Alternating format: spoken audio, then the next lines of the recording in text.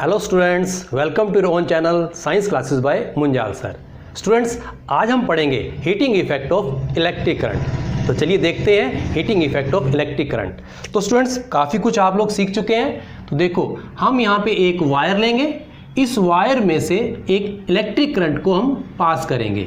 अब जो ये वायर है ये हमें हाई रेजिस्टेंस की लेनी पड़ेगी।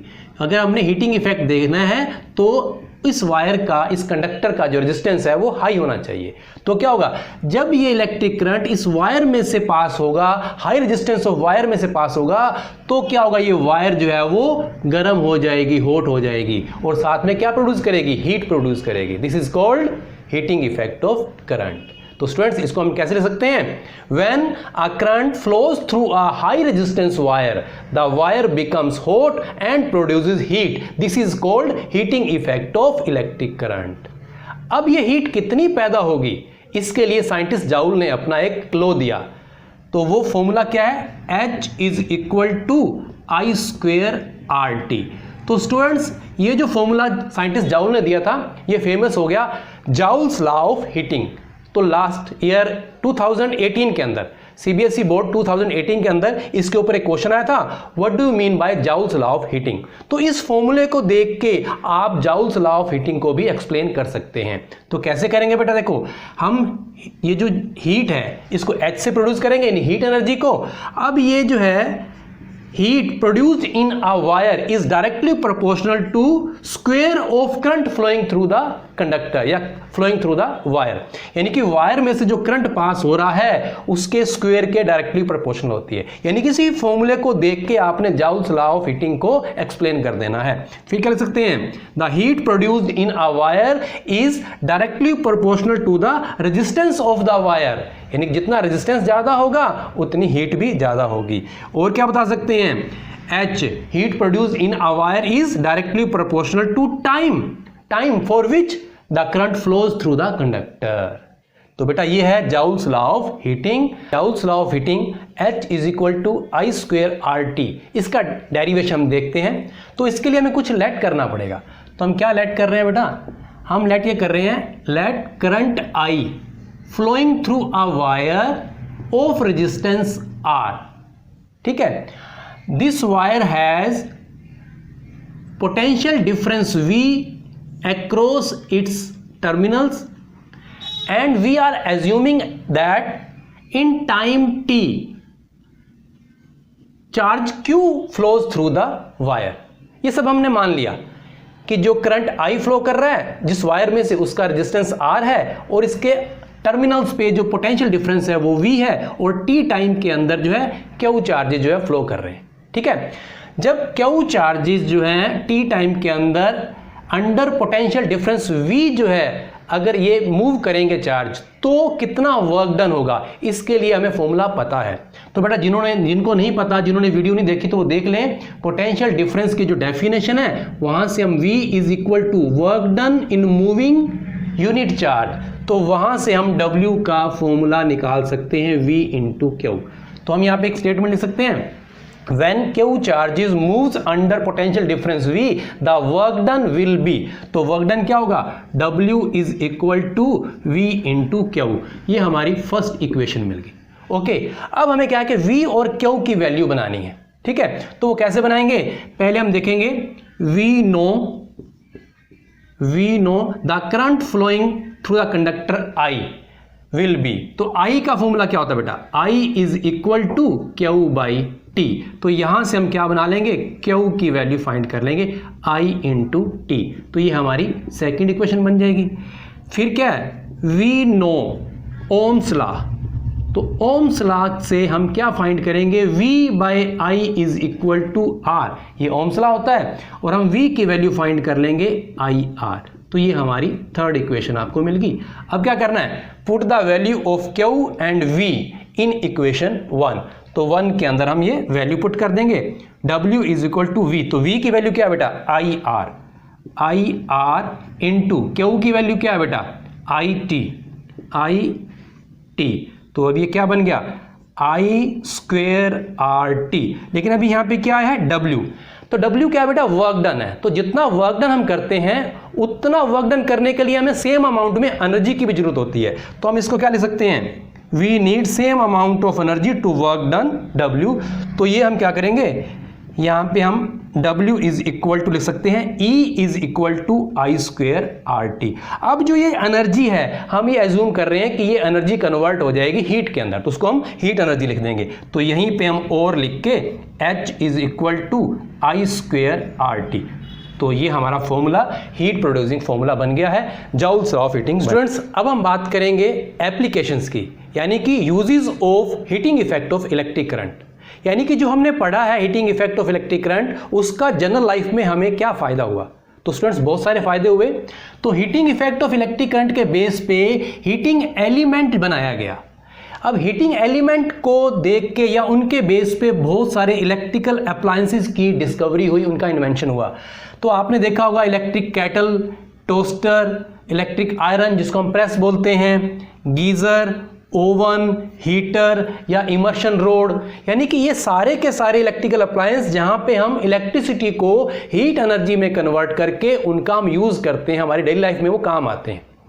तो स्टूडेंट्स यहाँ हीटिंग एलिमेंट की बात करूं तो आपकी बुक के अंदर स्पेशली मेंशन है नाइक्रोम वायर का। कौन सी वायर है ये, नाइक्रोम वायर। ये निकल, क्रोमियम, मैग्नीज और आयरन को मिला के ये एक नाइक्रोम वायर बनाई गई है। इसको जो है हीटिंग एलिमेंट के रूप में इसको हम यूज करते हैं। अब ये देखो बेटा, ये क्या करेगा, इसका जो है हाई रेजिस्टेंस होता है, जो नाइक्रोम वायर है उसका हाई रेजिस्टेंस होता है और इसका हाई मेल्टिंग पॉइंट होता है। इसका मतलब क्या हुआ कि ये जो है हाई रेजिस्टेंस के कारण ज़्यादा हीट एनर्जी प्रोड्यूस करे, गर्म हो जाएगा।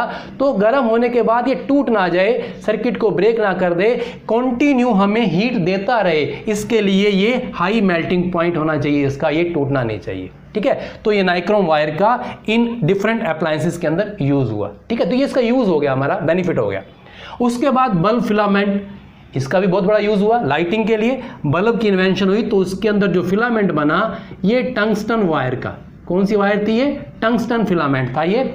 इसका भी बहुत ज़्यादा हाई रेजिस्टेंस और हाई मेल्टिंग पॉइंट, इसका भी हाई मेल्टिंग पॉइंट। तो इसका रेजिस्टेंस बहुत ज़्यादा होता है और मेल्टिंग पॉइंट भी बहुत ज़्यादा होता है, क्योंकि टेम्परेचर जो है वो 3000 से ऊपर पहुंच जाता है।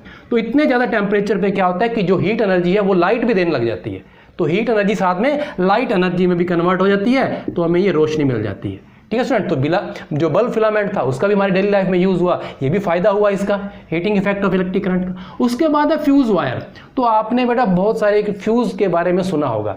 तो फ्यूज को हम जो एक्चुअली सीरीज के अंदर लगाते हैं, तो सीरीज में लगाते हैं तो जैसी डिमांड होती है, पहले तो सिर्फ घरों के अंदर फ्यूज लगाया जाता था, आजकल जो फ्यूज है वो MCB की फॉर्म में हर एक रूम के अंदर लगा हुआ है। और छोटे छोटे फ्यूज, आप जो है बुक के अंदर कोई डायग्राम भी देखे होंगे, तो इस तरह के छोटे छोटे fuse tin plated thin wire, ये कॉपर की थिन वायर होती है, टिन प्लेटेड है, ये हर एक इलेक्ट्रिक अप्लायंस के अंदर, यानी आपके पास अगर इलेक्ट्रिक आयरन है, प्रेस है, तो उसके अंदर भी लगा हुआ आ सकता है। कोई एक्सटेंशन बोर्ड है तो उसके अंदर भी फ्यूज लगा आ सकता है। इसका फायदा क्या है बेटा, इसका फायदा ये है कि जैसे अगर एक ना ये फिक्स रेटिंग के साथ होते हैं, ये जो फ्यूज होते हैं ये 1 ampere, 2 ampere, 3 ampere, 4 ampere, 5 ampere, यानी कि जो जितनी डिमांड है कि इस अप्लायंस में से मैक्सिमम इतना करंट पास होना चाहिए, उसी के अकॉर्डिंग जो है वायर को सेट किया जाता है कि वायर पतली होनी चाहिए, मोटी होनी चाहिए, कौन सी होनी चाहिए।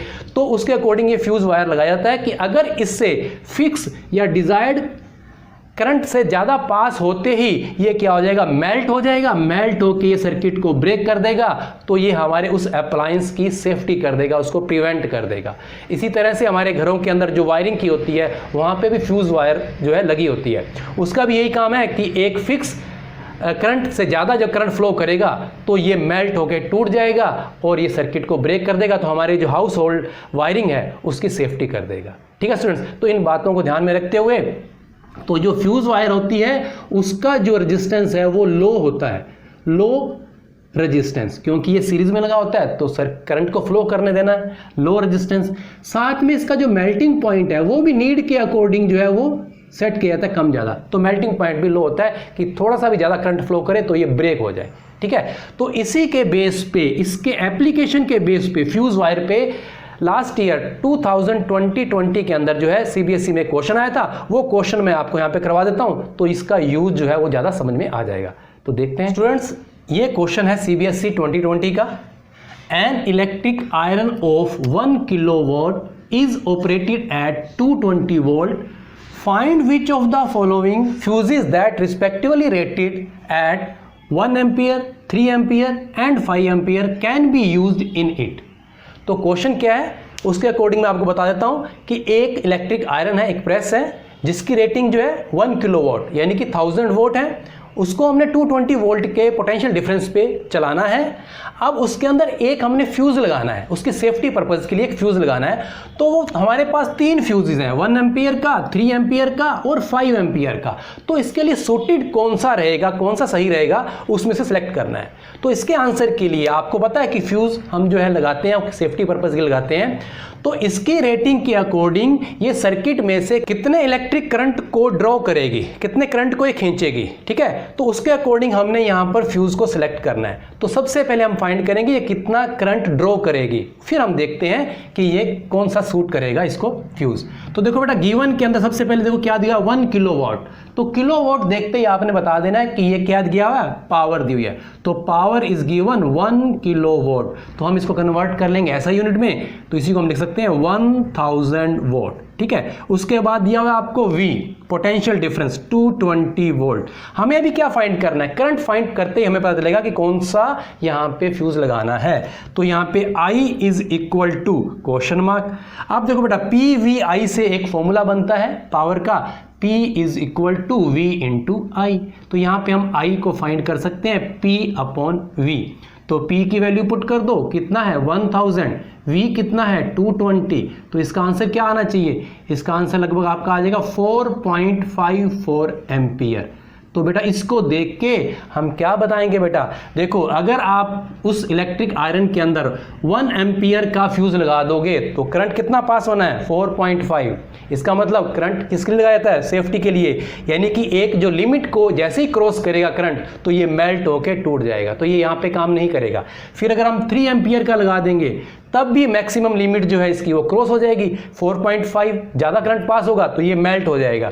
अगर हम 5 एम्पियर की लगाएंगे तो बेटा ये करंट जो है 4.5 तक रहेगा, यानी कि 5 एम्पियर से कम रहेगा। तो ये वाला ब्रेक डाउन नहीं होगा, ये यहाँ पे अपना आयरन जो है प्रॉपर वर्क करती रहेगी, ठीक है बेटा। इस तरह से यहाँ पे जो ये गलत हो जाएगा, ये गलत हो जाएगा, तो सही आंसर इसका 5 एम्पियर रहेगा। इस तरह से आपने प्रैक्टिस करनी है बाकी न्यूमेरिकल्स की भी। और नेक्स्ट वीडियो के अंदर हम लोग एनसीईआरटी के जितने एक्सरसाइज दी हुई हैं उनको सोल्व करेंगे, बहुत इंपॉर्टेंट होने वाला है। यानी कि जितना हमने नॉलेज लिया है उसको हम अप्लाई करेंगे एनसीईआरटी की जो एक्सरसाइज है उसको सोल्व करने में। तो स्टे ट्यून्ड।